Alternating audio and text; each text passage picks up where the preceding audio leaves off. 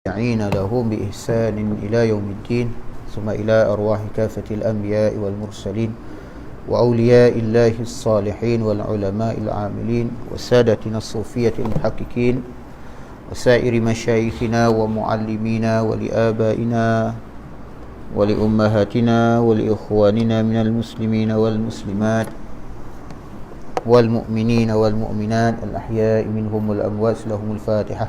أعوذ بالله من الشيطان الرجيم. بسم الله الرحمن الرحيم. الحمد لله رب العالمين الرحمن الرحيم مالك يوم الدين إياك نعبد وإياك نستعين اهدنا الصراط المستقيم صراط الذين أنعمت عليهم غير المغضوب عليهم ولا الضالين آمين. بسم الله والحمد لله والصلاة والسلام على سيدنا رسول الله محمد بن عبد الله وعلى آله وصحبه ومواله. Pakai Cik Asri punya je lah. Dia jenis apa nama tu? Kalau tak ada pakai baju. Tutup balik. CV ada alternatif. Apa benda semua kena ada alternatif.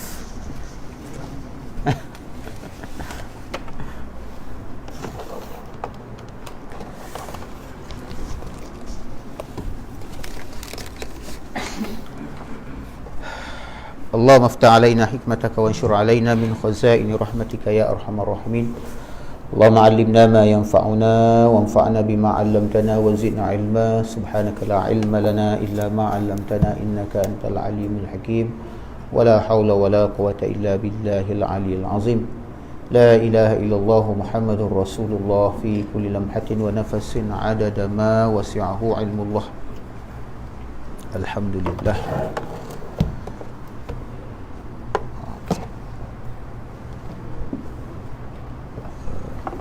Ni boleh masuk ni. USB mana? Sini.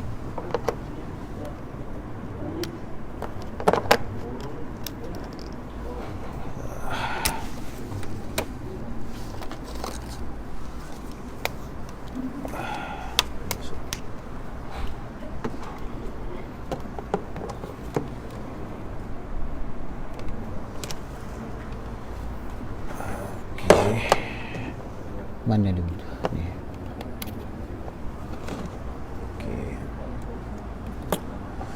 Hari ni insya-Allah kita atas permintaan atau permintaan Tuan Haji Asri, kita buat sikit ulang kaji lah. Pelajaran pun tak banyak lagi ni sebenarnya.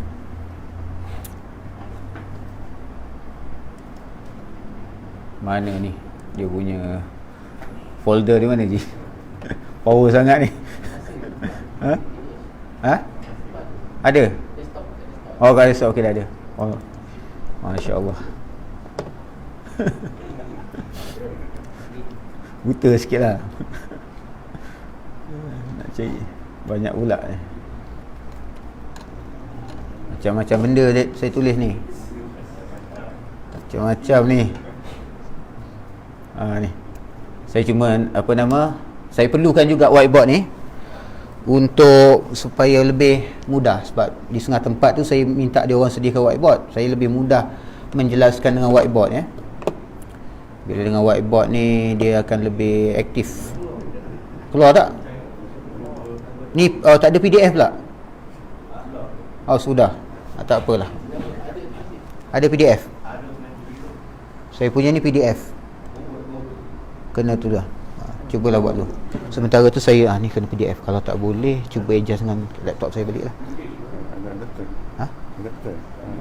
Adapter saya tak tahu lah. Cuba tengok.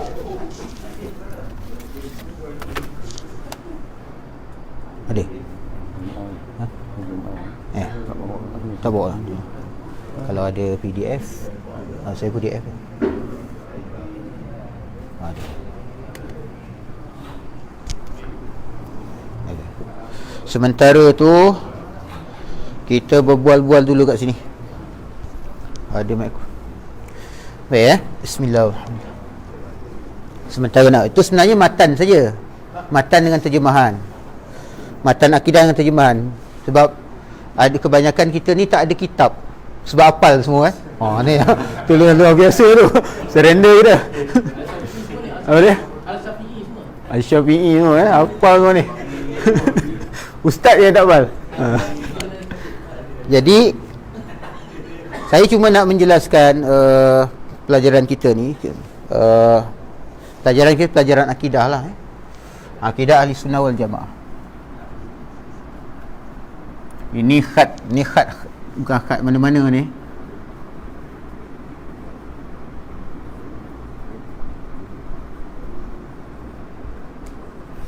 Baik, yang kita gunakan tu ialah sebuah matan yang boleh kita anggap sebagai matan akidah yang agak tua juga, sebuah matan akidah yang agak tua juga, yang ditulis oleh yang ditulis oleh semua duk kelas eksklusif nak pindah ni, iaitu matan akidah At-Tahawiyah. Okey, ni lagi bagus. Al-Aqidah At-Tahawiyah.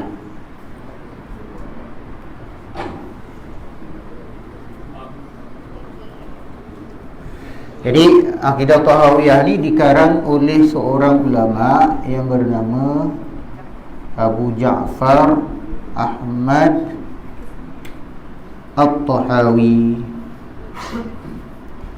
Abu Ja'far Ahmad At-Tahawi, ataupun nama penuh beliau ialah Abu Ja'far Ahmad bin Muhammad At-Tahawi. Nama penuh beliau ialah Abu Ja'far Ahmad bin Muhammad bin Salamah Al-Azdi At-Tahawi. Semua boleh baca kan, harap kan. Jadi nama dia Abu Ja'far Ahmad bin Muhammad bin Salamah Al-Azdi At-Tahawi. Abu Ja'far ni kunyah. Kunyah ni maknanya gelaran yang diberikan pada seorang, nisbahkan pada anak dia. Anak dia yang biasanya anak lah, anak sulung dia kalau lelaki tu Abu Ja'far, dikatalah anak sulung dia Ja'far, yang sulung tu jadi Abu Ja'far. Kalau orang perempuan Ummu Ja'far, isteri dia, mak dia Ummu Ja'far. Baik, Abu Ja'far Ahmad bin Muhammad bin Salamah At-Tahawi. Salamah ni orang Melayu kita sebut selamat lah, kan? Ada kan orang nama kan, Cik Selamat kan? Selamat. Orang Arab pun pakai nama Selamat, cuma bunyi dia lah Salamah. Salamah, Ummu Salamah, pernah dengar kan? Ummu Salamah, Abu Salamah. Al-Azdi, Al-Azni satu kabilah asal pada Yaman. At-Tahawi ni nisbah kepada kampung Toha di Mesir. Di Mesir, Mesir ada satu kampung nama Toha, nisbah pada kampung tu, maka At-Tahawi. Makna Abu Ja'far Ahmad bin Muhammad ni keturunan Azdi, berasal pada kampung Toha. Maksudnya kampung, dia sebut kampung. Daerah tu kita lah kot. Daerah tak tahu. Padang. Jadi kerana itu dinamakan akidah ni akidah At-Tahawiyah. Matan akidah At-Tahawiyah. Okay. Imam Tahawi ni dia lahir tahun 239 Hijrah. Dah nak habis. Ada merah kan? Sampai 321 Hijrah Nabawiyah. Maknanya apa? Maknanya dia di kurun ketiga, pertengahan awal kurun ketiga membawa ke kurun keempat Hijrah. Jadi dia tergolong sebagai dalam kalangan salafus salih, dalam kalangan salafus salih. Jadi salafus salih ni, bila kita sebut salafus salih, merujuk kepada kurun pertama, kurun kedua, kurun ketiga Hijrah. Dan setengah ulama' dia menambah sampai kurun ke-5. Dia bagi sampai kurun ke-5 Hijrah. Setengah ulama' membagi. Tapi umumnya kita sebut salafus salih tu merujuk kepada 3 kurun pertama. Masuk kurun keempat, kelima, bagi sebagian ulama tu juga menganggap dia salafus soleh. Maknanya Imam Ahmad itu juga terbilang sebagai salafus soleh. Sebab Imam Ahmad tu dah kira tabi'in kecil lah. Imam Syafi'i tu pun dah tabi'in. Imam Malik tu pun tabi'in juga, tabi'in besar. Jadi salafus soleh tu 3 kurun pertama. Sebab Rasulullah sebut apa? Kalau yang kata 3 kurun ni, kerana berdasarkan apa yang disebut sendiri oleh Rasulullah SAW, khairul kurun qarni thumma yalunahu thumma yalunahu. Sebaik-baik kurun tu adalah kurun aku, kemudian yang datang sesudahnya, dan kemudian yang datang sesudahnya. Baik. Jadi apa rasionalnya saya sendiri sebenarnya memilih untuk kita bincangkan akidah Tahawiyah ni? Walaupun secara umumnya kita ni di alam Melayu, kita menggunakan apa dia?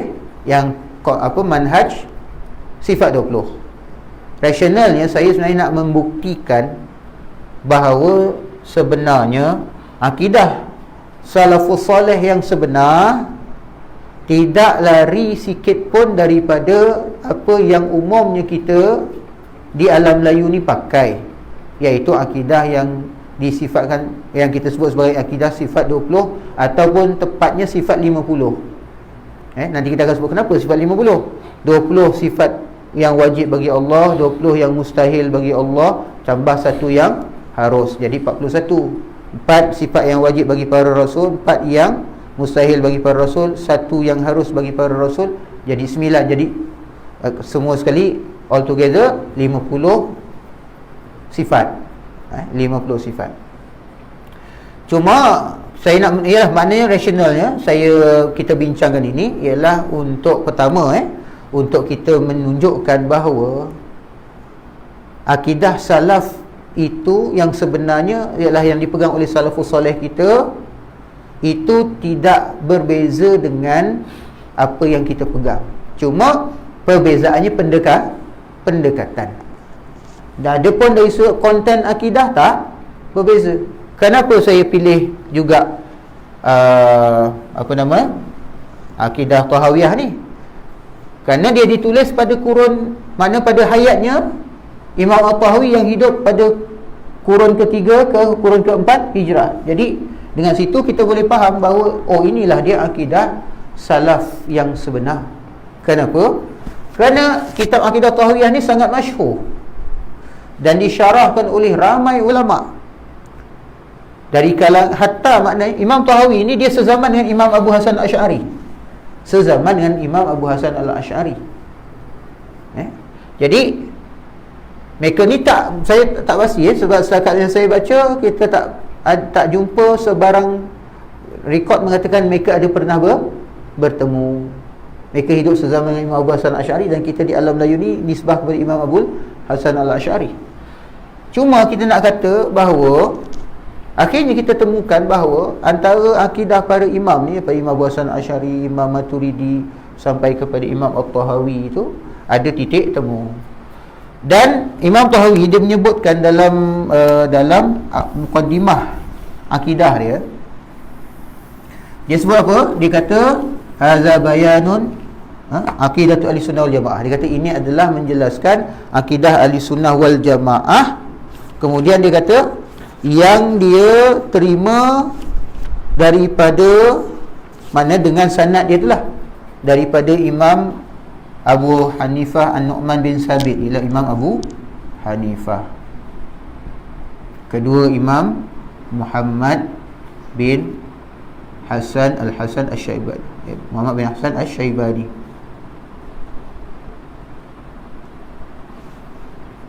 Dan satu lagi ialah Imam Abu Yusuf.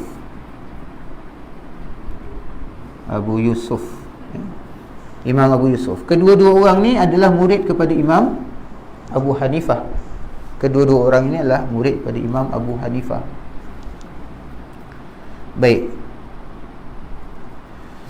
Jadi akidah Tahawiyah ni secara tersendirinya juga nak menjelaskan apakah akidah yang dipegang oleh imam yang lebih salaf lagi, iaitu Imam Abu Hanifah, Imam Muhammad bin Hasan dan juga Imam Abu Yusuf. Mereka ni adalah bermazhab kita kata mazhab Hanafi. Mazhab Hanafi. Okey, dari sudut fiqahnya. Jadi Imam Tahawi ni sejarah dia, asalnya ni dia ni bermazhab Syafi'i. Lebih menarik lagi, Imam At-Tahawi ni adalah anak saudara sebelah ibu dia kepada Imam Ismail Al-Muzani. Imam Ismail Al-Muzani. Al-Muzani ni siapa? Adalah murid kepada Imam Muhammad bin Idris Asy-Syafi'i. Jadi Ismail Muzani ni bapa saudara beliau sebelah mak dia. Kalau orang Arab, bapa saudara belah bapa dipanggil Ammun. Ammu biasa dengar kalau ada pak cik, kadang kita panggil ammu kan. Pak cik Arab tu saya panggil dia ammu, pak cik umum lah. Tapi kemudian ada, kalau sebelah, kalau perempuan ammah lah, mak cik. Kalau ini sebelah bapa. Kalau sebelah ibu, kalau pak cik kita panggil khalun. Kalau mak cik kita panggil khalah. Ini istimewanya bahasa Arab ni tuan-tuan, puan-puan semua. Setiap benda tu dibagi nama, dia categorize apa? Muzakkar dengan muannas. And then dia categorize pula, ada mufrad, ada jam, ada musanna, ada jamak. Untuk seorang, untuk dua orang, untuk tiga orang. Kita satu dengan banyak, dua dikira banyak. Tapi bagi orang Arab, dua tu kategori tersendiri. Fa'ala satu, fa'ala dua, fa'alu untuk tiga dan lebih. Itu istimewanya Arab. Jadi Arab dia ada untuk lelaki, untuk perempuan, satu, dua, tiga dan lebih. Kemudian apa lagi? Untuk belah bapa dengan belah ibu. Dia banyak dia punya tu. Itu istimewa Arab. Cuma saya nak sebut bahawa Imam Ismail Al-Muzani ni adalah bapa saudara kepada Imam At-Tahawi, sebelah mak dia. Jadi kalau kita nak tengok dari sudut isnad, isnad ilmu, maka Imam At-Tahawi belajar ramai guru dia. Tapi antara guru dia yang terawal tu, selain daripada bapa dia sendiri Muhammad bin Salamah tadi tu, juga dia belajar dengan pakcik dia, iaitu Ismail Al-Muzani. Belajar mazhab Syafi'i. Asalnya dia bermazhab Syafi'i. Ismail Al-Muzani belajar dengan Muhammad bin Idris Syafi'i. Dan dengan sanad ni lah maka Imam Tahawi meriwayatkan Sunan Asy-Syafi'i. Ini saya pun ada riwayat ni.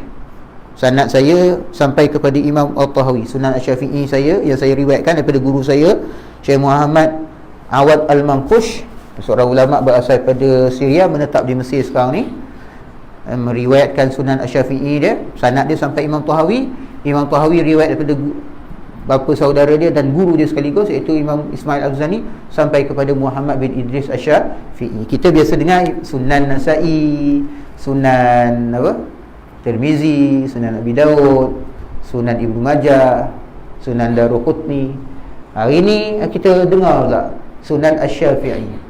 Baru kita tahu Imam Muhammad bin Idris Asy-Syafi'i, Imam mazhab Syafi'i, mengarang dia menyusun sunan dia. Baik.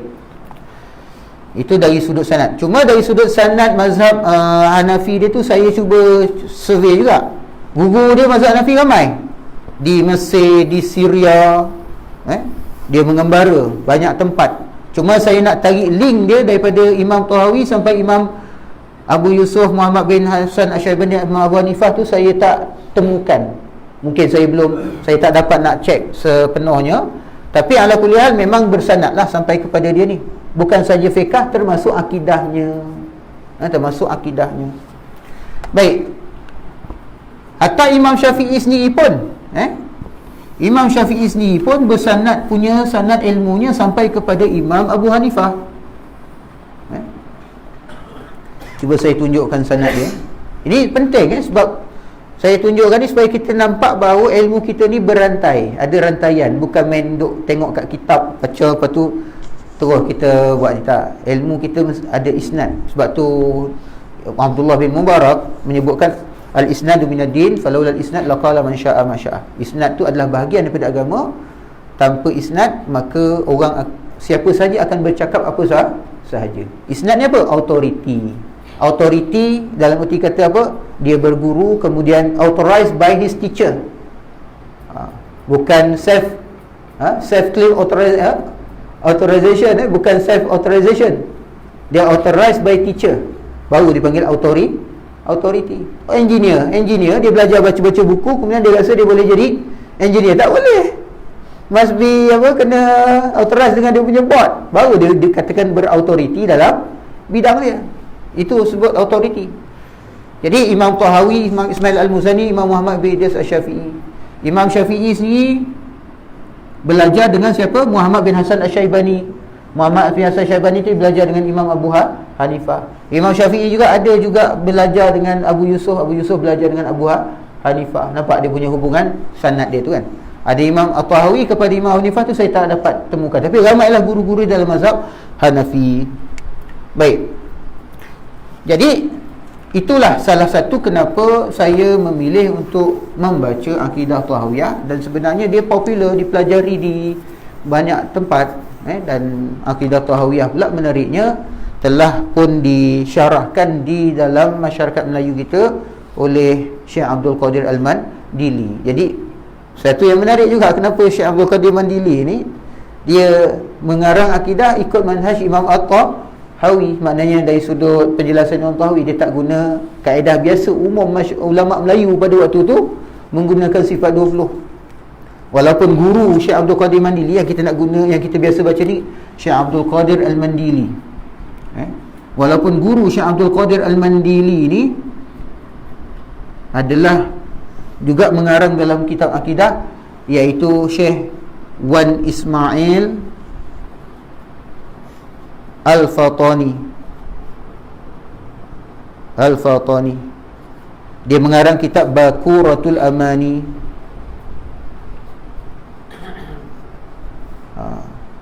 Syekh Abdul Qadir Mandili ni, Mandili apa? Mandili ni Mendeleng. Ada orang Mendeleng ni. Tak silap saya dia ni Marga Nasution. Mendeleng ni Nasution, Lubis, Siregar. Apa lagi? Lubis kan, Lubis, Siregar, Nasution, Batubara. Itu nama marga ataupun nama kabilah, nama keluarga. Abdul Qadir Mandili kalau tak silap saya Nasution, daripada keluaran Mandailing atau Mendeling atau Mandailing, di mana? Di Tapanuli Selatan, di Sumatera Utara. Okey, di tempat situ ada Batak, ada Mendeling. Jadi Mendeling ni majoriti dia Islam. Batak ada Islam, ada tak, tapi Mendeling dia Islam. Jadi Syekh Abdul Qadir Mandili ni dia belajar dulu dekat, dia asal Mendeling tapi dia belajar ke Kedah. Al-Qadah. Bukan Malau, Qadah. Di Kedah ni dia belajar dengan apa nama Pak Chuhim, Syekh Wan Ibrahim.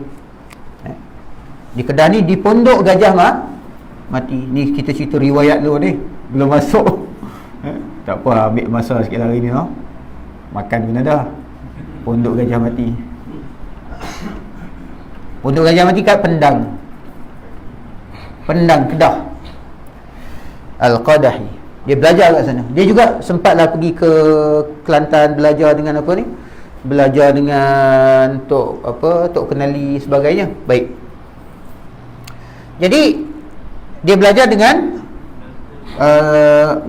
Syekh Wan Ibrahim. Syekh Wan Ibrahim Al-Fatani Al-Qadahi. Syekh Wan Ibrahim ni dikenali juga sebagai Pak Chuhim.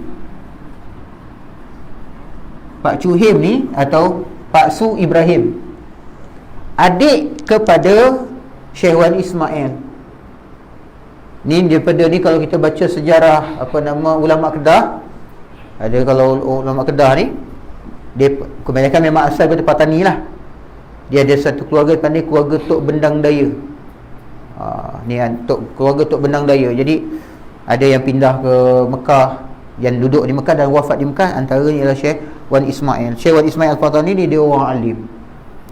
Jadi dengan Syekh Wan Ismail Al-Fatani ni lah ada beberapa orang ulama kita belajar dengan mereka. Jadi Syekh Wan Ismail Al-Fatani ni abang kepada Syekh Wan Ibrahim. Jadi Syekh Abdul Qadir Mandili ni bila dia dah habis mengaji kat di Kedah, dia pergi pula ke Mekah. Di Mekah dia belajar dengan beberapa ulama, antaranya ialah dengan Syekh Wan Ismail Al-Fatani yang juga dipanggil dengan Pak Da L ni Ismail ya.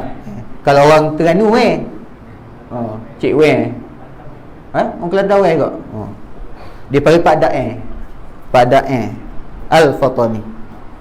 Dia belajarlah sana. Baik. Tapi Syekh Pak Da ni Baqaratul Amani ni pakai manhaj sifat 20. Cuma saya tertanya-tanya, kenapa Syekh Abdul Qadir Mandili dia guna akidah Tahawiyah? Jadi saya rasa mungkin kerana suasana Mekah pada waktu tu. Pada waktu tu Mekah sudah dikuasai oleh Wahabi pun. Okey. Dan akidah Tahawiyah yang dipelajari itu pula disyarahkan ikut pendekatan Ibn Taymiyah. Kerana dia ada Wahabi, dia mengikut pendekatan Ibn Taymiyah. Akidah Tahawiyah saya sebut tadi disyarahkan oleh ramai ulama, sama ada dari kalangan ulama-ulama Asy'ariyah, Maturidiyah, termasuk juga daripada kalangan Salafiyah dan Wahabiyah. Itu menariknya.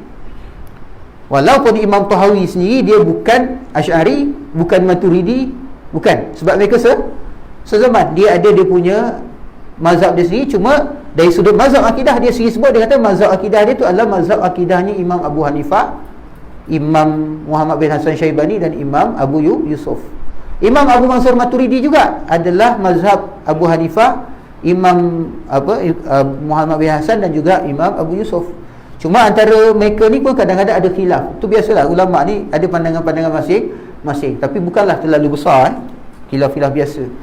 Jadi saya melihat antara perkara yang mendorong Syekh Abdul Qadir Mandili ni dia mengarang akidah berdasarkan kepada matan akidah Tahawiyah, dan menariknya pula syarah dia ni berasaskan kepada syarah lain yang ditulis oleh Ibnu Abil Is Al-Hanafi, seorang ulama mazhab Hanafi, tapi dari sudut manhaj akidah dia mengikut pada Ibn Taymiyah, Ibnu Abil Is Al-Hanafi. Jadi bila saya bandingkan, saya tak bawa kitab tu ada dalam kita, saya bandingkan matan akidah Tahawiyah Imam Syekh Abdul Qadir Mandili ni dengan yang ditulis oleh Ibnu Abil Is Al-Hanafi, saya dapati banyak persamaan. Dia sadu, cuma dia ada buat juga perubahan-perubahan dia tersendiri. Kenapa? Kerana kitab Ibnu Abil Is Al-Hanafi itulah yang paling banyak dipelajari di Saudi saat itu sampai hari ini. Kenapa? Menurut manhaj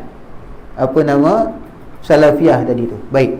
Jadi tak peliklah kenapa kita terjumpa bila kita bincang-bincang bab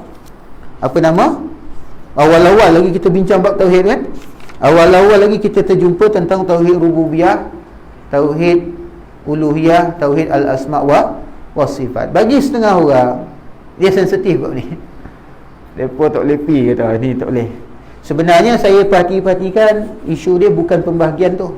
Isu dia pentafsiran tu. Kalau sekiranya ia ditaksir secara betul, maka insya-Allah dia tak membawa apa-apa masalah. Okey. Nanti kita terus masuk kat sini. Sebab kalau kita perhatikan dalam matan, tuan-tuan tengok matan sekejap lagi dalam matan ni, kalau kita perhatikan, sekejap. Allah.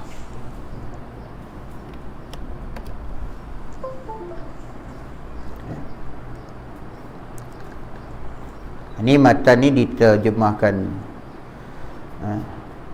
bagus ni Cuma hadis-hadis ni dia tahqiq oleh Nasiruddin Al-Albani lah. Ni tengok. Yang tadi saya sebut dia. Qala al-allamah hujjatul Islam Abu Ja'far Al-Warraqi At-Tahawi bi Misr rahimahullah. Hadza dzikru bayani aqidati ahli sunnati wal jamaati ala mazhabi fuqaha al-millah Abi Hanifah An-Nu'man ibn Thabit Al-Kufi wa Abi Yusuf Ya'qub ibn Ibrahim Al-Ansari wa Abi Abdullah Muhammad ibn Al-Hasan Asy-Syaibani ridwanullah alaihim ajma'in. wa ma ya'taqiduna min usulid dini wa yadinuna bihi rabbal alamin. Ni tengok apa terjemah dia kata. Berkata Abu Ja'far At-Tahawi, inilah penjelasan tentang akidah Ahlussunnah wal Jamaah menurut mazhab ahli fiqh agama. Ni dinyatakan manhaj yang dia, manhaj akidah dia iaitu daripada Abu Hanifah An-Nu'man bin Sabit Al-Kufi, Abu Yusuf Ya'qub bin Ibrahim Al-Ansari dan Abu Abdullah Muhammad bin Hasan Asy-Syaibani. 3 orang yang saya sebut tadi, yang membahaskan apa? Tentang, dia kata apa? Tentang apa yang mereka yakini tentang usuluddin, dasar-dasar agama, yang dengannya mereka beragama kepada Rabbul Alamin, Tuhan kepada sekalian alam, Rabb semesta alam. Jadi dia mulakan, nampak pendekatan mereka ni dulu, mereka tak susun macam yang kita belajar lah sifat 20 ni. Sifat 20 ni dia dah mula sistematik, dah mula sistematik. Ini kita tak bandingkan pula dengan Imam Al-Ghazali punya, ada kitab dia contohnya dalam Qawaidul Aqaid pun dia guna pendekatan sama. Sebab sifat 20 ni dia pendekatan, tuan-tuan. Pendekatan. Kita tak boleh kata bahawa Al-Asy'ari mesti memiliki pendekatan. Tak, sebab banyak Asy'ariyah ni, pendekatan Imam Abu Hasan Asy'ari sendiri ada macam ni, Imam Ghazali sendiri ada pendekatan dia. Dia tak senarai satu-satu pun sifat 20. Tapi kalau kita baca, insya-Allah kita akan jumpa jumlah tu, atau setidak-tidaknya 13 sifat, setidak-tidaknya kita akan jumpa jumlah tu. Jadi dia mulakan, kalau kita tengok awal-awal dia sebut naqulu fi tauhidillahi mu'taqidina bi taufiqillah innallaha wahidun la syarikalah. Kami berkata tentang tauhidullah, keesaan Allah Taala, dengan taufik Allah Taala, meyakini bahawa Allah itu satu, tidak ada sekutu baginya. Kat sini tak ada pun dia sebut tentang tauhid 3. Tauhid 3 tu disebutkan pertama oleh Ibn Abil Is Al-Hanafi, kemudian diikuti oleh Imam Syekh Abdul Qadir Mandili dalam kitab dia ni. Jadi tauhid 3 tu cuma adalah huraian kepada makna wahdaniyah. Sebab tu tuan-tuan, yang ini adalah sifat wahdaniyah. Jadi Imam Tahawi dia tak susun satu-satu, wujud, qidam, baqa, mukhalafatu ta'ala lil hawadis, qiyamu ta'ala bin asita. Dia cuma sebut, kita akan detect apa yang dibincangkan kat sini. Jadi kat sini dia ada sebut wahidun la syarikalah. Itu perbincangan tentang apa? Tentang sifat wahdaniyah. Wala syai'a misluh, tidak ada sesuatu pun yang serupanya. Ini tentang sifat apa ni? Sifat mukhalafatuhu ta'ala lil hawadis, berbeza Allah Ta'ala daripada sekalian yang baharu. Wala syai'a yu'jizuh, tidak ada sesuatu pun yang bisa melemahkannya. Itu apa? Ini menjelaskan sifat qudrah, qudrah. Kemudian wala ilaha ghairuh, ini lanjutan daripada makna wadaniyah tadi. Kemudian dekat sini qadimun bila ibtida', daimun bila intiha, maksudnya maha terdahulu tanpa permulaan, maha abadi tanpa akhir. Apa sifat ni? Sifat qidam. Kemudian daimun bila intiha, itu sifat baqa, la yafna wa la yabid, dia tidak akan fana dan tidak akan binasa. Ini sifat baqa. Menariknya Imam At-Tahawi ni dia tak sebut, kan saya sebut dia tak sebut wujud qidam baqa mukhal. Dia cuma sebut statement yang kalau kita baca statement tu kita boleh faham, ini adalah sifat sekian. Jadi kan kalau kita ambil satu contoh kan, ni baqa ni kat situ, mafhum mukhalafah lah. Maksudnya apa? Bila kita sebut Tuhan tidak fana, maknanya dia kekal abadi. Kalau kita baca dalam sifat 20 pun, baqa itu sifat wajib bagi Allah, sifat mustahilnya fana. Jadi baqa lawannya fana. Jadi baqa artinya apa? Baqa artinya tidak fana, tidak binasa. Jadi itu je sebenarnya. Jadi tak ada pun sifat, tak ada. Cuma dia statement dan kita kena extract statement tu, lalu kita akan jumpa. Wala yakunu illa ma yurid, ni apa? Tidak ada yang terjadi kecuali apa yang dikehendaki. Sifat apa tu? Sifat iradah, sifat kehendak. La tablughu al-awham wa la tudrikuhu al-afham. Ini apa? Termasuk dalam sifat mukhalafatu ta'ala lil hawadis. Wala yushbihul anam, tidak serupa dengan makhluk. Ini termasuk sifat mukhalafatu ta'ala lil hawadis. Kita akan jumpa banyak di mana penekanan Imam Al-Ghazali bahawa Allah Ta'ala ni mukhalafatuhu ta'ala lil hawadis. Allah Ta'ala itu berbeza daripada sekalian makhluk yang baru. Dan kita akan nampak bahawa statement-statement Syekh Al-Imam Imam Abu Ja'far Ahmad Tahawi ni banyak berlawanan dengan akidah golongan Wahabi yang ada hari ini, yang hampir-hampir menyamakan Tuhan dengan makhluk, menempatkan Tuhan dan sebagainya. Kita akan tengok nanti. Hayyun la yamut, qayyumun la yanam. Nampak? Hayyun la yamut, dia maha hidup, tidak akan mati. Itu sifat hayat. Hayat. Dan juga kaunuhu hayat. Makni dan maknawi ada kat situ. Kemudian qayyumun la yanam, itu sifat qayyumun la yanam, maksudnya apa? Maha berdiri sendiri, tidak pernah tidur. Atau maha berdiri sendiri, mengurus makhluknya terus menerus, tidak pernah tidur. Maha kaya pun boleh juga. Qayyum ni maksudnya apa? Qiyamuhu ta'ala bi nafsi. Ada dah kat situ. Khaliqun bila hajah, raziqun bila munah. Ini semua sifatul af'al lah. Mumit bila makhafah, ba'isun bila masyaqqah. Khaliqun bila hajah, dia maha pencipta tanpa memerlukan ciptaannya, maha pemberi rezeki tanpa berkurang kerajaannya. Mumitun bila makhafah, ba'isun bila masyaqqah. Ni semua kalau dalam aliran Maturidi dia sebut bawah kategori sifat-sifat takwin. Sifat-sifat takwin. Kalau dalam kita Asy'ari dia bawah sifat af'al lah. Di bawah sifat af'al.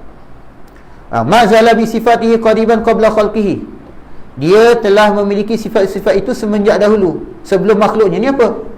Sifat kidam. Jadi saya cuma nak tunjukkan bahawa walaupun Imam At-Tahawi dia tidak menyusun perbincangan akidah tu wujud kidam baqa sampai ke 20, tapi kita boleh jumpa essence dia tu, intipati dia tu sama. Kerana ini pendekatan zaman awal, zaman salafus soleh, zaman takwinul ilm, zaman awal-awal pembentukan ilmu. Zaman yang sifat 20 ni, sifat 20 disusun oleh, pendekatan kita tu ialah Imam Muhammad bin Yusuf As-Sanusi. Dalam kitab-kitab dia seperti Matan Ummul Barahin, itu sifat 20, itu sudah kurun ke-9 Hijrah. Mana berapa jauh tu? Dah jauh. Maknanya apa? Bila dah jauh, zaman dah makin complicated, jadi penyusunan ilmu juga dah semakin maju, sophisticated, dah semakin canggih. Jadi dia dah mula berbeza. Kenapa? Keperluan masa, perubahan dia tu.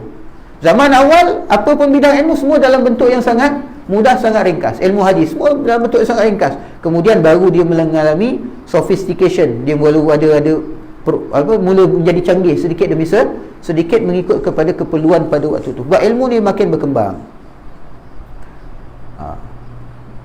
Baik. Jadi tentang rububiyah ada disebutkan sini, lahu makna rububiyah wala marbu' wa makna al-khaliq wala makhluk. Dia memiliki sifat rububiyah. Pencipta, pemilik, pengatur, pemberi rezeki, walaupun tidak ada marbub. Marbub ni apa? Marbub ni makna makhluk yang menuhankan dia. Dia sudah menjadi Tuhan sebelum ada makhluk yang menuhankan dia. Dia sudah bersifat dengan sifat menjadikan, dia sudah bersifat dengan sifat memberi rezeki, dia sudah bersifat dengan sifat menghidup dan mematikan, walaupun belum ada makhluk-makhluk tempat penerimaan sifat-sifat tersebut. Dan juga dia bermakna Al-Khaliq, dia sudah memiliki sifat Al-Khaliq, Maha Pencipta, walaupun belum ada makhluk. Tak ada makhluk pun dia tetap Khaliq. Ada makhluk dia Khaliq, tak ada makhluk pun dia tetap Khaliq. Dia sudah bernama dengan semua nama itu, dia sudah bersifat dengan semua sifat tersebut semenjak qadim dan azali. Ini beberapa contoh.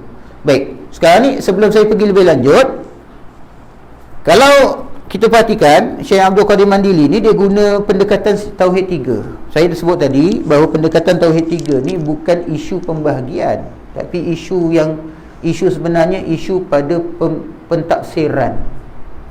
Kita kena faham bahawa Tauhid 3 ni biasa dihubungkan dengan Al-Hafiz Ahmad Ibn Taymiyah. Okey. Ibn Taymiyah ni bila tauhid, dia bagi tauhid rububiyah. Kemudian ada tauhid uluhiyah.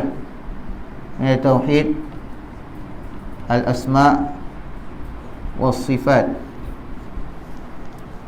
Baik, tauhid rububiyah Maknanya Allah sahaja yang maha pencipta, maha pemberi rezeki, maha menghidupkan, mematikan, menentukan takdir setiap makhluk.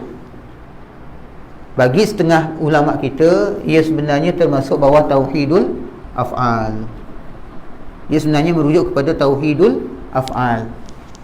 Tauhid keesaan Allah Ta'ala dalam hal perbuatannya, menciptakan perbuatan dia, menjadikan, mematikan, menghidupkan, itu semua perbuatan dia, memberi rezeki itu semua perbuatan dia, mentadbir itu semua perbuatan dia.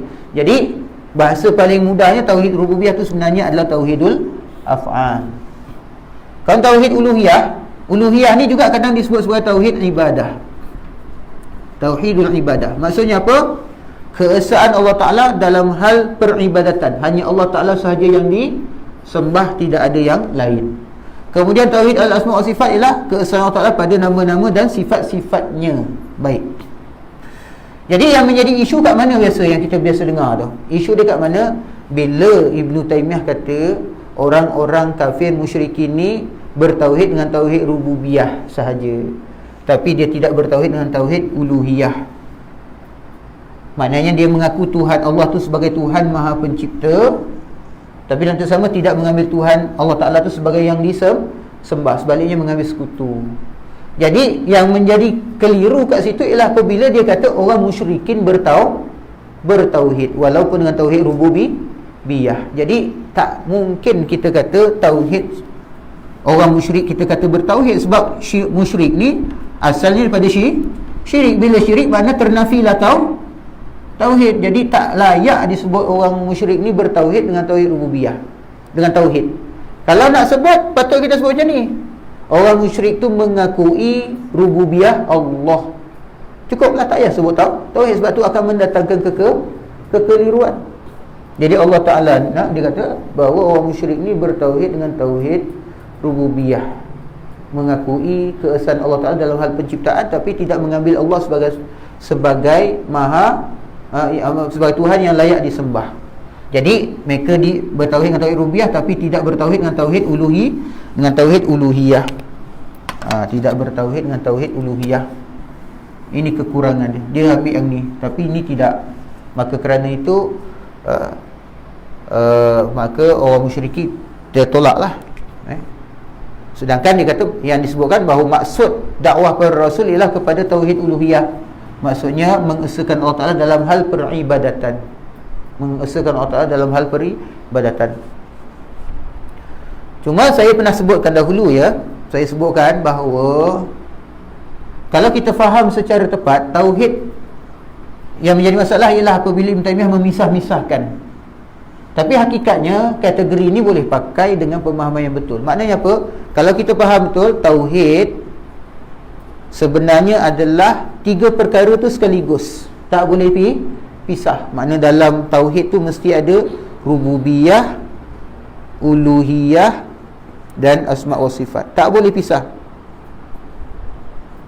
Kalau pisah maka rosaklah tauhid. Saya bagi misal selalu macam apa?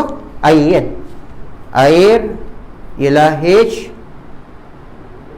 tu besar kecil kecil. Nasib baik ada saintis. Kecil ini tak? Tak. Maknanya 2 hidrogen 1 oksigen. 2 hidrogen 1 oksigen baru disebut air. Air adalah H2O. Kalau H1 saja kita sebut air tak? Tak, dia hidrogen saja. Kalau 2 saja pun tak sebut air. Kalau oksigen saja pun kita tak sebut air. Tapi bila sebut air, dengan sendiri ada 3 unsur, 2 hidrogen 1 air, baru disebut air. Macam tu juga tauhid. Bila sebut tauhid, maka dengan sendiri kita buat Tuhan tu, maknanya rububiyah, uluhiyah dan asma' wa sifat sekaligus bercantum, tak terpisah. Jadi dengan itu kita faham apa? Orang musyrikin kita tak boleh kata dia bertauhid, sebab dia dah kurang sudah kurang komponen-komponen tu. Walaupun dia kata dia Allah Ta'ala tu Maha Esa dalam hal penciptaan, tapi komponen uluhiyah tak ada, komponen al-asma' wa sifat pun tak ada. Sebab tu disebut dalam Quran kata walillahil asma'ul husna fad'uuhu biha wa dharul ladzina yulhiduna bi asma'ihi. Maknanya dan Allah Ta'ala tu ada nama-nama yang indah, maka berdoalah dengannya. dan jauhkan diri kamu atau hindarkan diri kamu daripada orang-orang yang mengubah-ngubah nama-namanya, iaitu orang-orang musyrikin. Nama Allah ditukar jadi Al-Lata, Al-Aziz ditukar jadi Al-Uzza, Al-Mannan ditukar jadi Al-Manat. Sebab bagi orang musyrikin, berhala-berhala tu adalah perempuan. Berhala-berhala perempuan, anak perempuan Allah. Jadi Uzza tu nama bagi perempuan, Lata tu nama bagi perempuan, Manat tu nama bagi perempuan. Jadi daripada Mannan jadi Manat, daripada Aziz jadi Uzza, daripada Allah jadi Al-Lata. Itu yang wazarul ladzina yulhiduna bi asma'ih. Jauhkan, hindarkan diri kamu, hindarkan daripada orang-orang yang mengubah-ubah nama tu Tuhan. Jadi maknanya orang musyrikin dengan sendiri tauhid asma wa sifat pun tak ada. Cuma saya nak sebutkan di sini, Ibn Taymiyah dia bahagikan 3 ni, ada dia punya tujuan dia. Tujuan ni kurang murni lah. Sebab apa? Pertama, dengan tauhid uluhiyah ni dia nak menghukumkan syirik. Maknanya akan jatuh syirik orang-orang yang bertawassul, beristighosah, orang-orang yang bertabaruk dan sebagainya. Sebab tu kita tengok kenapa ulama Wahabi ni mudah-mudah jatuhkan kufur. Orang pergi ziarah kubur dipanggil kuburiyun, menyembah kubur. Itu kan takfir tu, kan? Bertawassul dia kata mengambil sekutu selain Allah dalam hal berdoa. Sedangkan tawassul tu kaifiat berdoa, ada hadisnya. Nabi sendiri mengajar seorang sahabat Utsman bin Hunayf untuk bertawassul. Nabi mengajar seorang lelaki buta untuk bertawassul. Utsman bin Hunayf pun juga ada meriwayatkan hadis tentang tawassul, mengajarkan tawassul, dan sahabat-sahabat ni biasa bertawassul. Tawassul tak boleh mudah-mudah kita kata syirik. Kita kata, ya Allah ya Tuhanku, dengan keberkatan si fulan kau kabulkan doaku. Kita meminta ke fulan ke atau kita minta kepada Allah? Kita minta kepada Allah, tapi kita minta semoga dengan keberkatan orang ini di dalam pandanganmu, berkat kasih sayangmu kepada dia, dapat berkat kedekatan hubungannya dengan kamu, kau kabulkanlah doaku. Satu. Jadi isu dia kat situ. Dengan tauhid asma wa sifat, kat sini dia nak menyesatkan golongan Asy'ariyah yang dituduhnya sebagai Jahmiyah ataupun kononnya menolak sifat-sifat Allah SWT. Dengan tauhid asma wa sifat ni sebenarnya dia nak tolak golongan yang mentakwilkan sifat-sifat mutasyabihat. Dia tak terima takwil. Jadi bagi mereka, golongan yang mentakwilkan sifat-sifat mutasyabihat, contohnya ainun, mata, sebagai sebagai pengawasan tu Tuhan tu takwilnya, maka dia kata tak boleh. Itu dah kira ta'til, itu dah kira menolak sifat-sifat Allah Subhanahu taala. Sedangkan dalam ahli sunnah wal jamaah, masalah sifat mutasyabihat ni, kedua-dua kaedah ni diguna oleh ahli sunnah wal jamaah, iaitu pendekatan takwil dan tafwid. Itu kita dah bincang banyak kali dulu.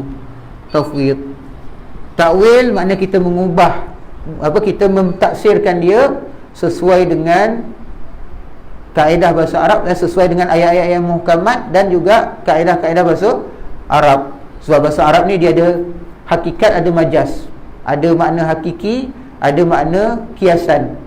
Contoh bila saya sebut, contohnya yadul malik fawqal bilad, tangan raja menaungi negara.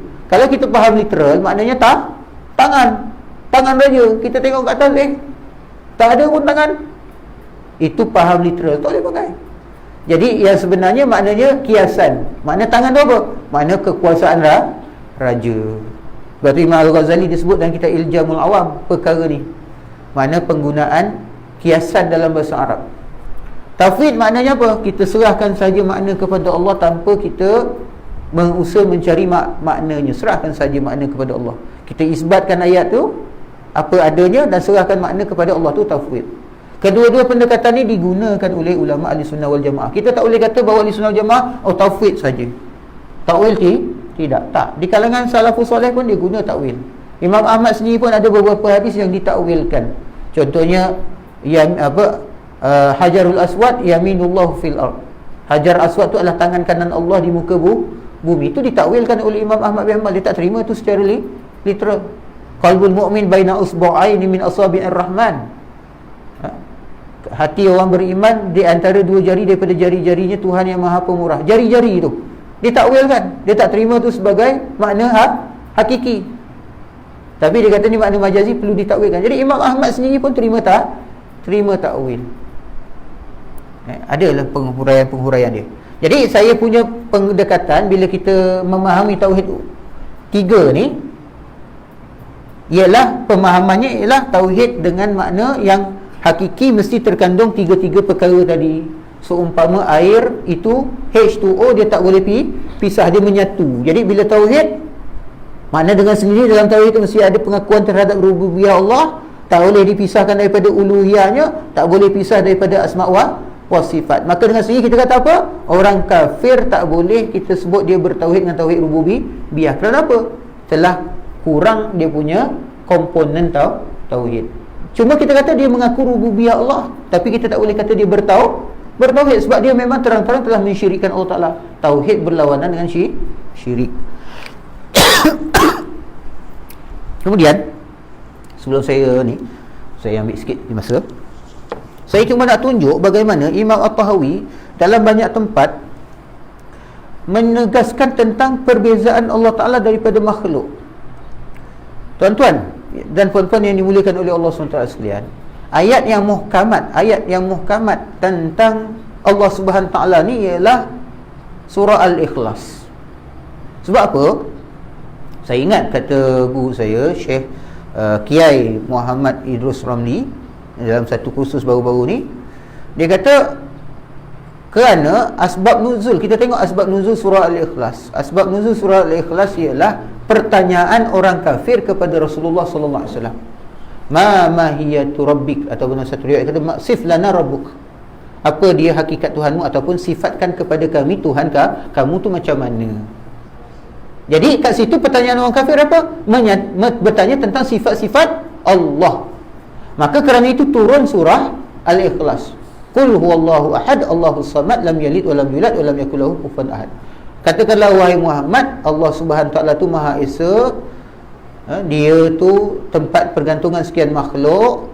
Dia adalah tidak beranak dan tidak peranakan. Dia tidak serupa dengan sekalian yang, tidak ada satu pun yang serupa dengannya. Walam yakul lahu kufuwan ahad. Tidak ada satu pun serupa, setara, sebanding dengannya. Jadi kat situ kita boleh nampak ada dua, setidak-tidaknya kita boleh jumpa dua asas dalam akidah ni. Pertama tauhid, qul huwallahu ahad, dan tanzih, mensucikan Allah Ta'ala pada sebarang persamaan dengan makhluk, iaitu tauhid. Kemudian ada tanzih, makna lam yalid wa lam yulad wa lam yakul lahu kufuwan ahad. Boleh tambah satu lagi, iaitu sifat qiyamuhu ta'ala bi nafsihi, iaitu pada sifat as-samad. Sifat as-samad tu mewakili sifat qiyamuhu ta'ala bi nafsihi. Maknanya dia maha kaya, tidak perlu kepada makhluk, sebaliknya makhluk perlu kepadanya. Itulah hakikat ketuhanan. Kan dalam sifat 20, kalau tuan-tuan baca, nanti kan tuan-tuan ada belajar sifat 20 kan, nanti akan sampai satu bab tentang makna uluhiyah ataupun makna ilahiyah, makna ketuhanan, iaitu Allah maha kaya daripada makhluk, dan makhluk perlu kepada Allah Subhanahu Wa Ta'ala. Mustaghnin an kulli ma siwa, Allah maha kaya daripada sekalian makhluk, wa muftaqirun ilaihi kulli ma siwa, setiap makhluk perlu kepada dia. Ini simpulan dia apa? Simpulan dia adalah pada sifat as-samad. Jadi kat dalam surah Al-Ikhlas tu ada at-tauhid, qul huwallahu ahad, ada sifat qiyamuhu ta'ala bi nafsihi, ataupun makna al-uluhiyah tadi tu, Allah maha kaya pada sekalian makhluk, makhluk perlu kepada dia, as-samad. Kemudian ada sifat tanzih, maha suci Allah daripada persamaan dengan sekalian makhluk. Jadi itu tiga perkara penting dalam surah Al-Ikhlas. Tu asas kepada semua perbincangan tentang tauhid. Baik, saya nak sebut lagi sebelum saya pergi pada ni. Jadi kita sebut tadi yang tauhid uluhiyah, tauhid rububiyah, asma wa sifat ni, sebenarnya perbincangan ni tentang tauhid ni, kalau kita lihat dalam huraian Syekh Abdul Qadir Mandili tu, dia letak bawah perbincangan tentang innallaha wahidun la syarikalah, sesungguhnya Allah Ta'ala tu Maha Esa, tiada sekutu baginya. Maknanya sifat wahdaniyah. Jadi perbincangan tentang tauhid 3 ni, pembahagian 3 ni letak bawah kategori perbincangan sifat wahdaniyah. Maknanya kalau kita baca wujud, qidam, baqa', mukhalafatu ala lil hawadis, qiyamuhu ta'ala bi nafsih, wahdaniyah. Jadi bila kat wahdaniyah ni huraiannya boleh pergi kepada boleh pecah kat sini juga. Jadi perbincangan tauhid 3 ni dia bukan perbincangan keseluruhan bab akidah. Dia baru sub kepada sifat 20. Kalau kita nak cuba kompromis kalau kita nak cuba kompromis, perbincangan sifat tauhid, perbincangan tentang tauhid 3 ni baru sub kepada sifat wahdaniyah. Mana tadi pen merah ni? Dia hilang. Oh ni.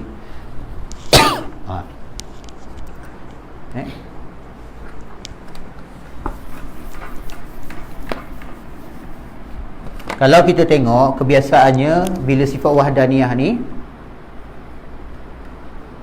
kita pernah sebut dulu wahdaniyah ni biasa dibincangkan apa? Iaitu lawan wahdaniyah apa? Ta'addudiyah. Makna keberbilangan. Jadi ta'addudiyah ni makna menafikan keberbilangan daripada Allah Ta'ala, menafikan berbilang-bilang pada Allah Ta'ala, sama ada pada zatnya, pada sifatnya, dan juga pada af'al, perbuatannya. Jadi dia menafikan apa? Menafikan kam. Kam ni apa? Kam ni kalau terjemah maknanya berapa tu kan bilangan. Pecah kepada kam ni apa? Pecah pada 2. Kam muttasil, berbilang-bilang yang terhubung, tercantum.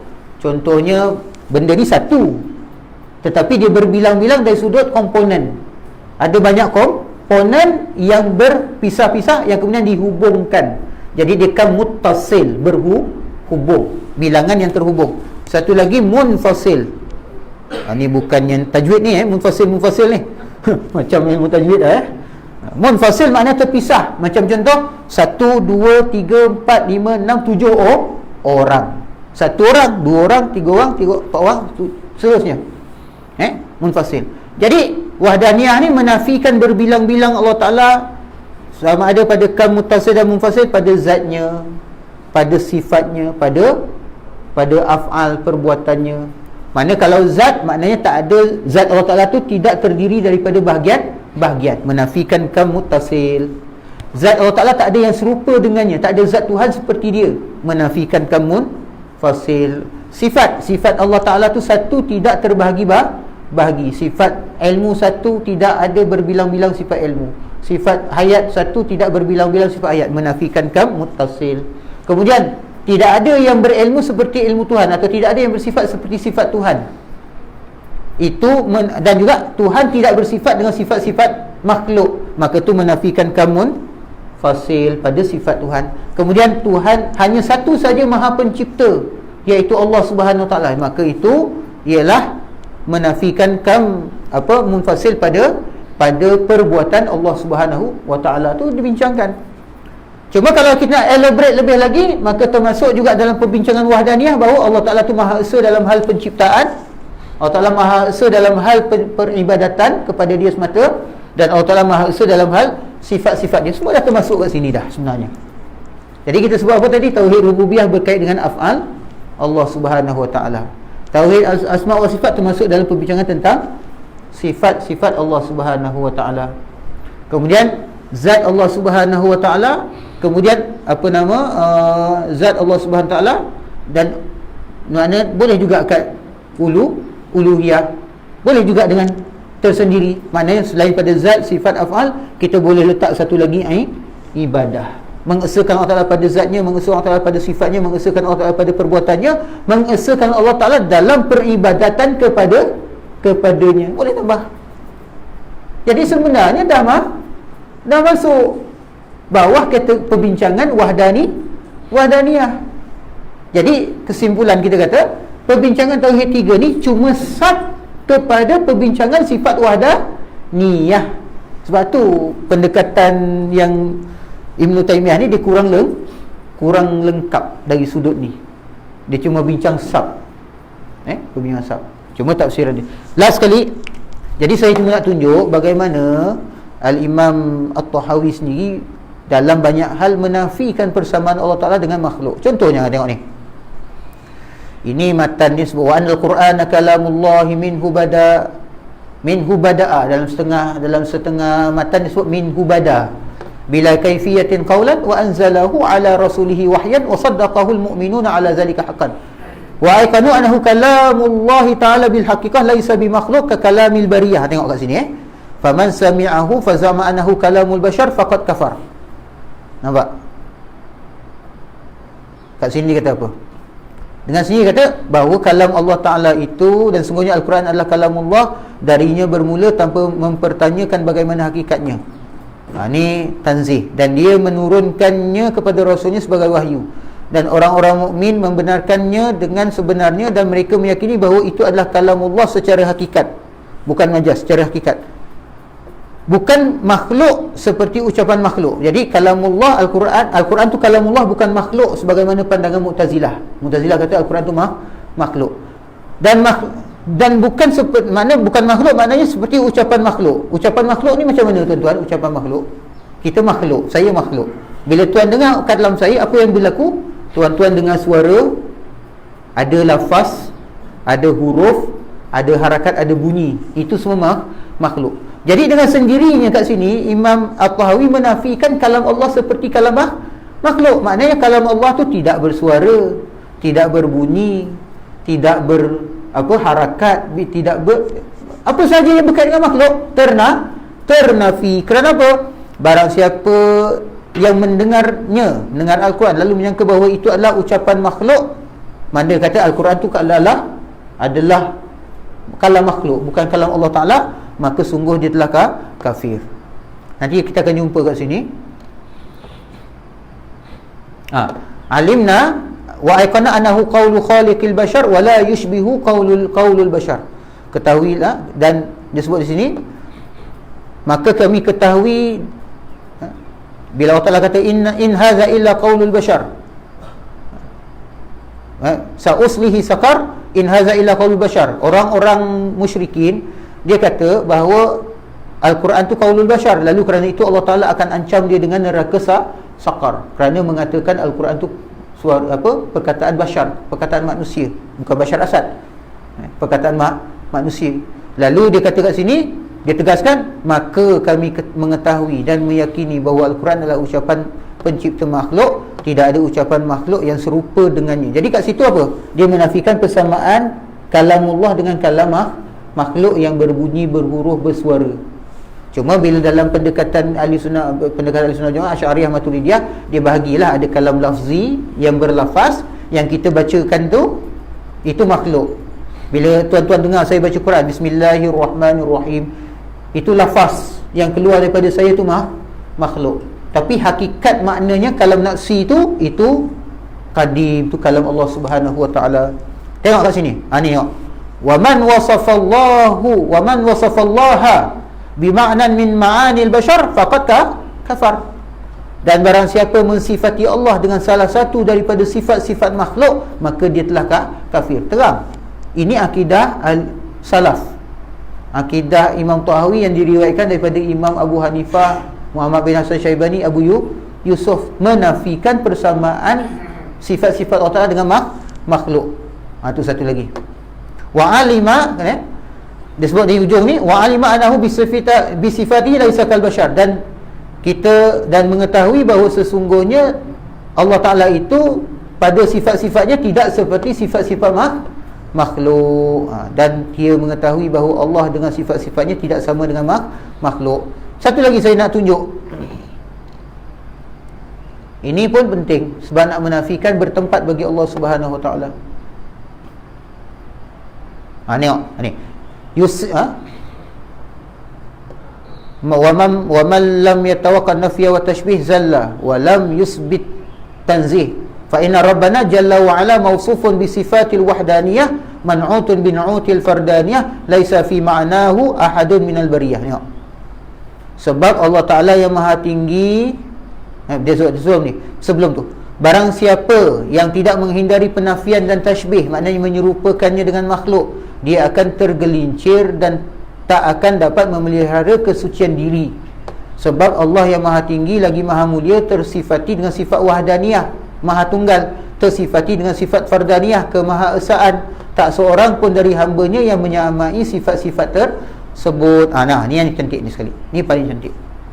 Wa ta'ala 'anil hududi wal ghayat wal arkani wal a'dha'i wal adawati la tahwihil jihatu sit kasairil mubtada'at. Nampak? Maha tinggi dirinya dari batas-batas arah-arah anggota tubuh, anggota badan dan perangkat-perangkat. Dia tidak terkongkongi oleh 6 penjuru arah sebagaimana semua makhluknya. Apa 6 penjuru arah? 6 penjuru arah, atas, bawah, depan, belakang, kiri, kanan. Maknanya Allah Ta'ala tak terkongkong dalam tempat, tak duduk pada tempat, tak berada dalam tempat.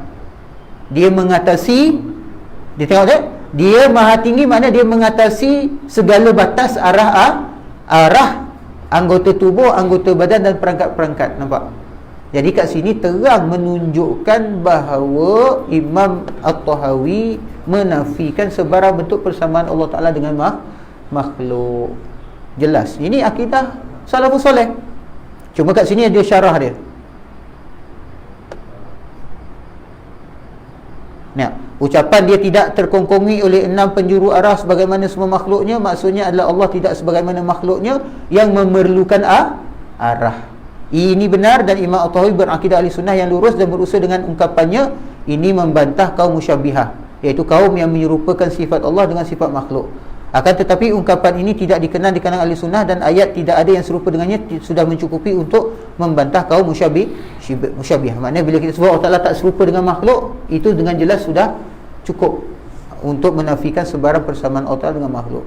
Sebab itulah, inilah sebab saya nak sebut kat sini, kalau kita faham, pertama, tujuan saya ialah kita dapat mengenal berbagai-bagai manhaj dalam pembelajaran akidah, bukan hanya semata-mata pendekatan sifat 20. Sebab saya di beberapa tempat saya guna pendekatan sifat 20. Di Ceras, di Masjid Negara dulu pun, selepas saya ajar kitab Syekh Abdul Qadir Mandili ni, saya ajar pula kitab apa ni, Risalah Tauhid Syekh Abdul Ghani Yahya. Sebab saya orang Johor, saya mengaji sekolah agama, saya guna pendekatan tu. Pendekatan akidah sifat 20 ni dikenali sebagai pendekatan golongan mutakallimun. Sebab apa? Dia akan guna hujah-hujah akliyah bagi menolak sebarang syubhat. Pendekatan Imam Tahawi ini ialah pendekatan athariyah, maknanya pendekatan ulama hadis yang simple saja, tapi dari sudut essence sama. Essence sama, tauhid dan menafikan tashbih, maknanya tanzih, mengesahkan Allah Ta'ala, dan juga memahasucikan Allah Ta'ala daripada sebarang persamaan dengan makhluk. Jadi dengan kita memperluaskan bacaan kita, akhirnya kita akan nampak bahawa daripada awal, sejak zaman salafus soleh, zaman Rasulullah sampailah zaman kita hari ini, pendekatan apa pun, insya-Allah kalau ahli sunnah wal jamaah dia tak lari. Pendekatan tak lari. Dan kata lain, kita nak sebut bahawa apa yang kita pegang ni juga adalah apa yang salafus soleh pegang. Dan kita menafikan dakwaan golongan yang mengatakan bahawa kamu ni semua tak ikut salaf, kami saja yang ikut salaf. Hakikatnya saya membawa pendekatan itu, kita membaca kitab Aqidah Tahawiyah ni sebab nak menunjukkan bahawa salafus soleh juga berpegang sebagaimana yang dipegang oleh majoriti umat Islam, Asy'ariyah dan Maturidiyah. Sebab itulah maka Aqidah Tahawiyah ni juga banyak disyarahkan oleh ulama-ulama di kalangan Asy'ariyah, Maturidiyah, banyak. Antaranya yang terkini lah, antara terkini yang ditulis oleh guru saya juga ialah Syekh Sa'id Abdul Latif Faudah, Asyarhul Kabir, yang kadang-kadang saya ada bawa tu. Itu kuat tu Asy'ariyah dia tu.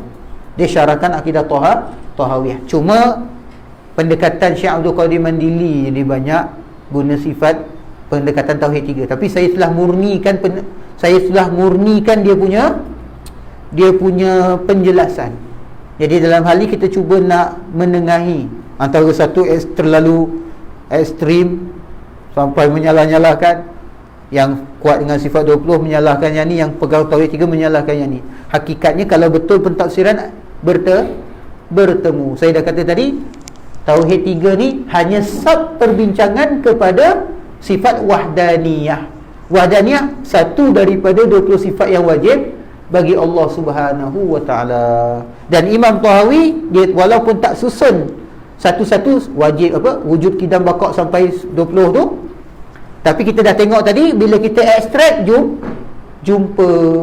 Jadi sebenarnya tak ada apa nak dimuskilkan.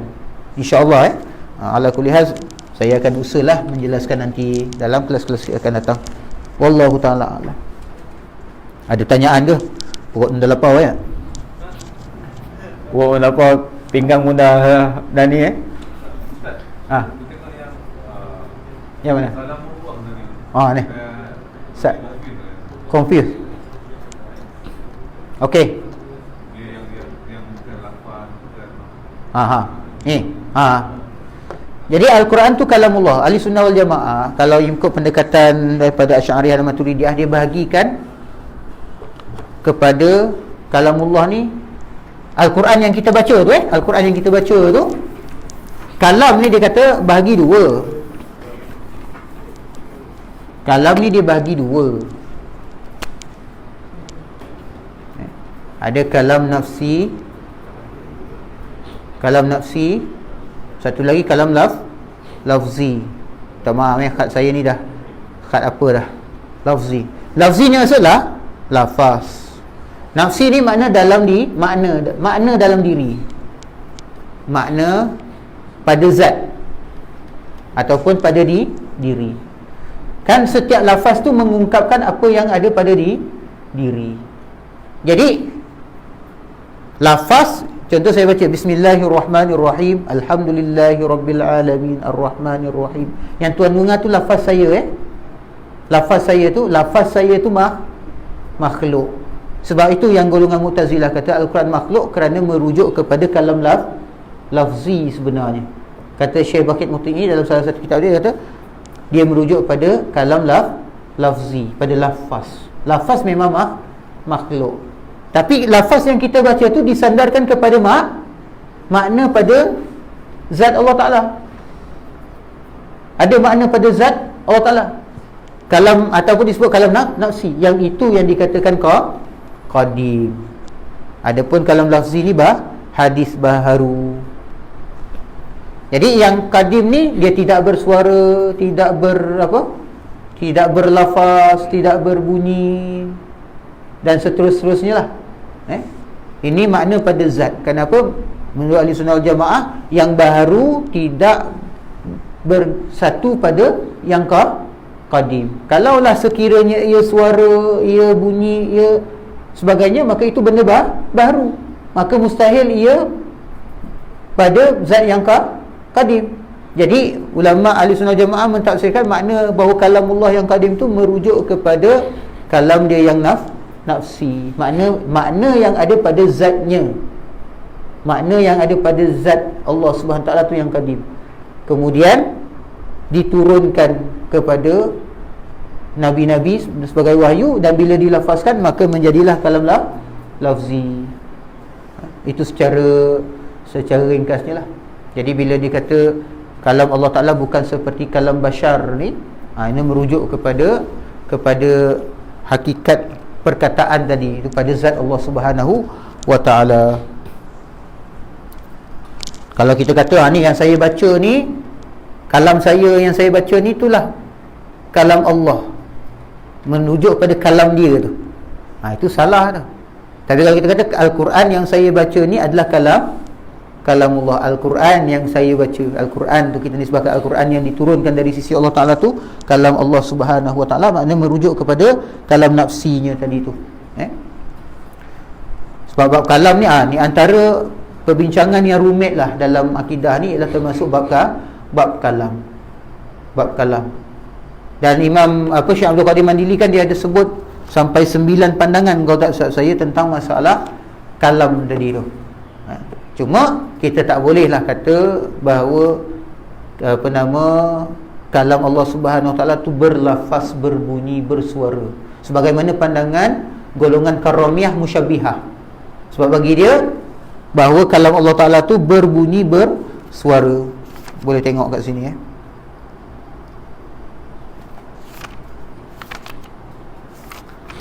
perbincangan dia tu memang tengok Kalau kita tengok, kalau pada kitab tu kan, kita tengok muka surat 106 sampai kepada 107, Syekh Abdul Qadir Mandili menyenaraikan 9 pandangan. Tapi sebenarnya yang dinyatakan ni dipetik daripada, kalau tak silap saya, daripada kitab Ibnu Abil Is Al-Hanafi. Jadi oleh kerana Ibnu Abil Is Al-Hanafi itu punya pendekatan Ibnu Taimiyah tadi, jadi dia pun menyalahkan beberapa pandangan Asy'ariyah. Kat sini kita tak setujulah, kita tak setuju. Jadi pandangan yang saya kalam nafsi itu terdapat pada pandangan nombor 3. Kalau tengok pandangan nombor 3 kan, bahawasanya kalam Allah Ta'ala makna yang satu yang berdiri dengan zat Allah Ta'ala, iaitu suruh dan tegar dan khabar dan bertanya, dan jika dituturkan daripadanya dengan bahasa Arab, nescaya adalah ia Al-Quran, dan jika dituturkan daripadanya dengan bahasa Ibrani, nescaya adalah ia Taurat. Dan ini perkataan Ibnu Kullab, bukan Kilab, Ibnu Kullab, Ullab, Kullab. Dan mereka yang setuju dengan dia seperti Al-Asy'ari. Ini pandangan Imam Abu Hasan Al-Asy'ari tentang kalam nafsi. Tapi yang keempat, tengok bahawasanya kalam Allah Ta'ala tu huruf dan suara yang bangsa azali, berhimpun ia pada azali. Dia nisbahkan pandangan ni kepada ahli hadis. Ini sebenarnya pandangan ni bawa kepada tashbih. Kerana apa? Kerana dia kata bersuara berhuruf. Bersuara berhuruf. Dan pandangan kelima pun, bahawa Allah Ta'ala, bahawa kalam Allah Ta'ala itu ialah huruf dan suara, tetapi berkata-kata Allah Ta'ala dengan dia, kemudian daripada tiada ia berkata-kata. Sebelum tu Allah Ta'ala senyap, tak berkata-kata, kemudian berkata-kata macam kita berkata-kata. Itu pandangan Al-Karamiyah dan lain daripada mereka itu. Hampir sama dengan pandangan nombor 4. Sebab tu pandangan nombor 4 ni secara umum ditolak juga oleh 5, memang ditolak lah. Tapi pandangan nombor 4 tadi, walaupun dia kata huruf dan suara yang bangsa azali, itu juga ditolak oleh ulama ahli sunnah wal jamaah. Kerana apa? Kerana boleh membawa kepada tashbih, menyerupakan Allah Ta'ala dalam konteks bersuara berhuruf. Cuma bezanya dia kata azali je. Wallahu ta'ala a'lam. Itulah serba sedikit. Allahu akbar. Jibril tu dibawa dalam bentuk disampaikan dalam bentuk suara kan? Maknanya kalau kita baca tentang wahyu ni, cara turun wahyu ni, dia kalau kita baca dalam kitab Ulumul Quran, kebetulan pula memang semalam saya baru ajar bab ni. Saya mengajar Ulumul Quran. Jadi memang baru baca bab ni dalam kitab Mabahis fi Ulumil Quran karangan Syekh Manna Qattan, dia ada sebut. Dan kalangan Imam Suyuti, Itqan pun ada, dalam Al-Burhan Zarkashi pun ada dia sebut benda-benda ni. Jadi wahyu ni maksudnya apa? Wahyu ni maksudnya apa? Ucapan yang secara rahsia dan pantas cepat. Okey? Rahsia dan pantas cepat. Wahyu ni Allah Subhanahu Wa Taala bukan saja kepada malaikat dan pada nabi. Sebab dalam Quran pun ada juga Allah Ta'ala wahyukan kepada lebah. Ada juga disebut Allah Ta'ala wahyukan kepada ibu Ummi Musa, ibumu Musa. Ada juga, menariknya, ada juga ayat di mana syaitan mewahyukan kepada manusia. Syaitan mewahyukan kepada manusia ada. Saya tak ingat lah ayat Quran tu, saya tak boleh sebut. Cuma ada ayat tu, syaitan mewahyukan kepada manusia. Itu balik kepada makna harfiah dia. Maknanya satu ucapan yang secara rahsia dan cepat. Wahyu. Baik. Jadi wahyu ni dia turun kepada malaikat dengan satu cara yang kita tak tahu bagaimana, tapi kemudian setelah itu diketahui maknanya, dia dapat tangkap. Kemudian wahyu pula dibawa oleh Jibril kepada Rasulullah sallallahu alaihi wasallam dalam dua bentuk. Pertama, yang disebut dalam riwayat bahawa Rasulullah mendengar suara deringan loceng yang sangat kuat. Yang itu yang paling berat Rasulullah terima, sehingga tak tahan. Dalam setengah-setengah riwayat kata kalau Rasulullah naik tunggangan tu pun boleh terduduk. Dalam satu riwayat lain kata Zaid bin Sabit, satu hari dia duduk, Rasulullah baring atas kepala Rasulullah tu atas peha Zaid bin Sabit. Saat tu turun wahyu dalam bentuk ni. Betapa beratnya Zaid bin Sabit cerita, rasa dia berat. Dia rasa berat tu seolah-olah kaki dia macam nak patah. Dia pun boleh terasa berat. Tapi masa tu Rasulullah dia dengar seperti deringan suara, deringan loceng yang sangat kuat. Bila benda tu hilang, maka terungkaplah makna tu dalam diri Rasulullah dan Rasulullah lafazkan. Kemudian ada satu cara lagi di mana Jibril muncul dalam rupa manusia, dilihat oleh Rasulullah membacakan Al-Quran. Dia membacakan Al-Quran. Jadi yang Jibril bacakan tu, lafaz dia tu itu daripada Allah Subhanahu Wa Taala. Cuma bagaimana lafaz tu disampaikan kepada Jibril tu kita tak tahu. Kita situasi tak wahyu ni bukan situasi kita, bukan pengetahuan kita. Betul ke yang saya dengar wahyu ni yang Jibril dengan Rasul ni bukan dalam bentuk Arab Inggeris, bukan dalam bahasa Arab ni. Tak. Dia dengan bahasa Arab. Dengan bahasa Arab. Sebab saya pengajaran dia dengan yang Ustaz dekat tadi dalam Allah ni tidak langsung bersamaan dengan sesuatu yang sama dengan makhluk.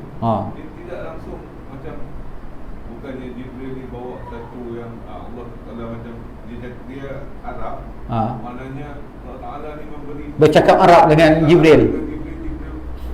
Bukan kalau bercakap benda bangsa lain ataupun yang selain daripada interaksinya, bermakna Jibril ni memberi satu yang interpretasi Jibril sendiri.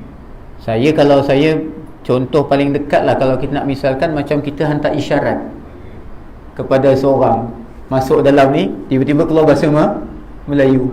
Isyarat masuk Baca kod lah. Macam kod kan. Ini paling dekat faham lah. Isyarat masuk tu bukan nak kata apa tu, bahasa apa? Tak ada apa? Tak ada bahasa.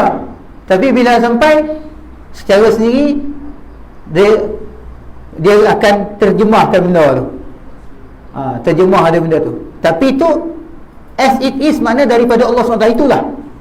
Sebab tu dia kata Al-Quran tu lafaz dan makna daripada Allah, tak diubah oleh Rasulullah sallallahu alaihi wasallam, lafaz dan maknanya. Tapi masa sampai kita tak tahu macam mana bentuk dia, tapi kod dia tu kod yang membawa bahasa Arab macam tu. Saya rasa tu yang paling dekat kalau nak bagi faham lah.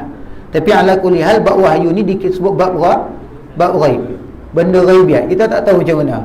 Habis paling-paling kita boleh kata bahawa Al-Quran lafaz dan makna daripada Allah Subhanahu Wa Taala. Cara sampainya itu kita tak tahu bagaimana. Cuma kita kata bahawa Allah Ta'ala menyampaikan tu bukan dengan bersuara, dengan berbunyi. Kalau bersuara berbunyi, maka dengan sini kita telah menyerupakan Allah Ta'ala dengan makhluk. Tapi adalah cara penyampaian. Allah tu maha bijaksana. Cara kita ni apa yang kita boleh fikir tapi Allah Ta'ala mengatasi segala cara. Sebab dia hak penting baca Quran. Hak tu asal. Hak penting baca Quran. Wallahu ta'ala. Okey. A'udzubillahi samil alim minasyaitonir rajim. Bismillahirrahmanirrahim. Alhamdulillahirabbil alamin wassalatu wassalamu ala asyrafil anbiya'i wal mursalin sayyidina wa maulana Muhammad wa ala alihi washabbihi ajma'in. Allahumma habib ilaina al-iman wa zayyinhu fi qulubina wa karrih ilaina al-kufra wal fusuqa wal isyan waj'alna minar rasyidin.